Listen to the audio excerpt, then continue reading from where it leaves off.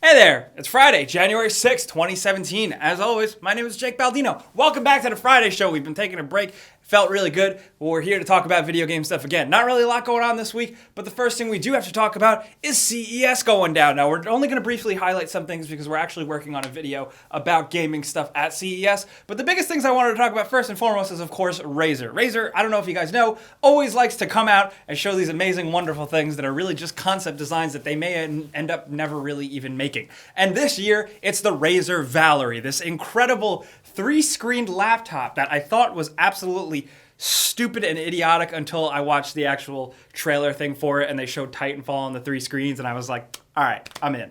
I'd like that. Considering the Razer Blade Pro starts at over $3,000, this thing would be an absolute monster, but it's impressive what it does. It packs a 1080, it runs all these screens. These are high quality 4K, full RGB screens that are impressive, but it's so damn thick because it's packing technically 3 screens there, but I really like the way the arms work and they swing out, but apparently the thing weighs like 11 pounds, which is ungodly. There's been a lot of good feedback for this one. Will we ever see it? Who knows? I don't know. It's up to Razer. But NVIDIA hosted a whole conference where they showed off a little bit more Mass Effect Andromeda gameplay, pretty much similar to what we've already seen. It looks interesting. I still have a lot of questions about it. But what they did announce is the GeForce Now, which is like a gaming on-demand service. It seems like they're really targeting it towards people who want to play games sometimes, but don't want to buy a big expensive console or PC. It's very interesting that they're manufacturing graphics cards, but they also want to incentivize people to play games and not buy graphics cards. And I'm curious to see how that's going to work because it averages out and you have to pay. It's like an on-demand service and it equates to roughly $2.50 per hour of gameplay. Now, it's apparently really good. The latency is like nothing. It streams the games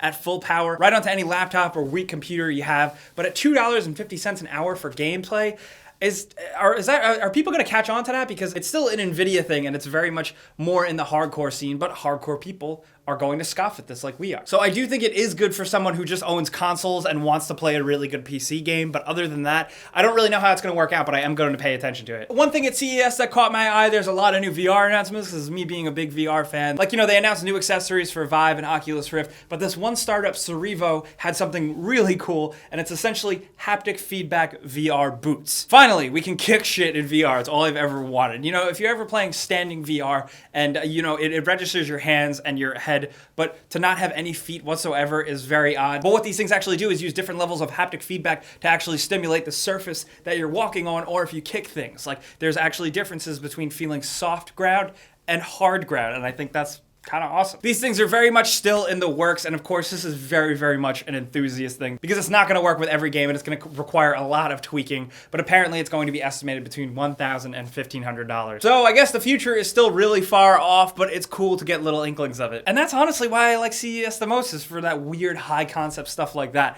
But speaking of looking towards the future, we're actually going to look at what could have been with some new looks at some concept art for canceled Disney Infinity figures. Apparently, according to reports, there was going to be a Star Wars Rogue One Disney Infinity full playset. And now me, somebody who actually did really kind of like Disney Infinity, this breaks my heart, especially because there's an image from a concept artist of a Baze Malbus figure, who's not really my favorite character at all, but he still looks really awesome. And every time we get images of these canceled Disney Infinity figures, it really breaks my heart, because with 3.0, that game started to really figure out and really get it right, but it was just too little too late. And something that caught my eye, and we have been following this for a while, and we have been showing it, but a new video and a new look at this guy who recreated Legend of Zelda Ocarina of Time in Unreal Engine 4. This is like the whole early area of the game, completely playable, and it's awesome. But the best thing is, everything we talk about, we link below, including that video. There's a link in their description to actually download and play around with it. Now, it's not the entire game, but it lets you get to play around and run around Kakariko Village with Unreal 4 graphics. That's definitely worth playing around with if you got the PC, because it looks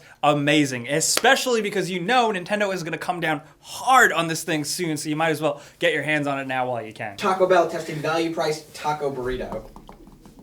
Taco burrito? What is that?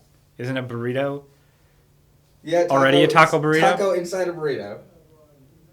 Like a fully made taco, then wrapped inside of a burrito? Seems that way. I don't understand. I don't know. And since we are talking about Nintendo, let's talk about the Nintendo Switch. We're going to get more information on it next Friday at a Nintendo live stream event that I'm actually really excited for.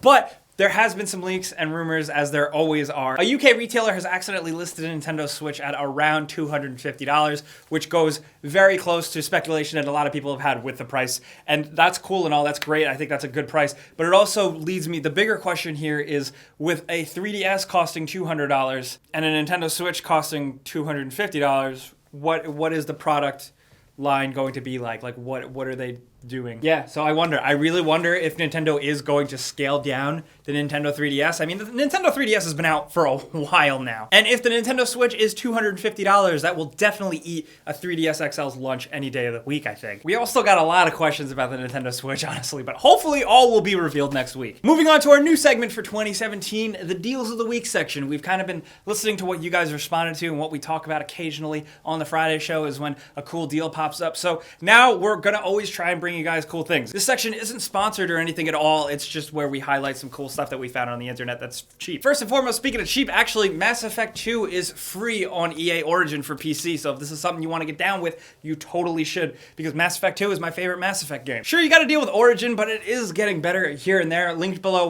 there's a deal on Amazon for a pretty cheap Xbox One S bundle with Battlefield 1 if you've been looking to make the switch to an Xbox One S. And also, if you play your cards right, you can score the Doom Collector's Edition, our choice for Game of the Year, for like $50, and that statue is really awesome. We actually have one. Bring it here, Tom. This is Tom's bad boy. This thing is cool. It lights up. I don't know. I'm not selling it or anything. I'm just saying it's fucking cool. Moving on, this has been a thing talked about for a while after famous muscle celebrity man Terry Crews visited Blizzard's offices. Seems like Terry Crews really wants to get in Overwatch the game, possibly as Doomfist. He's been tweeting and talking about it a lot. I think it could very well happen because there is a big push going on, and honestly, he's a cool guy and people really seem to want him in there. But most importantly, The Rock, my hero, the greatest man of all time, has actually shared his endorsement, which in a funny way leads me to like to imagine that The Rock plays Overwatch. I know he doesn't. So honestly, if Dwayne "The Rock" Johnson believes it and endorses it, it must be done. I really hope it does. But in other Overwatch news, if you're the type of person that does care,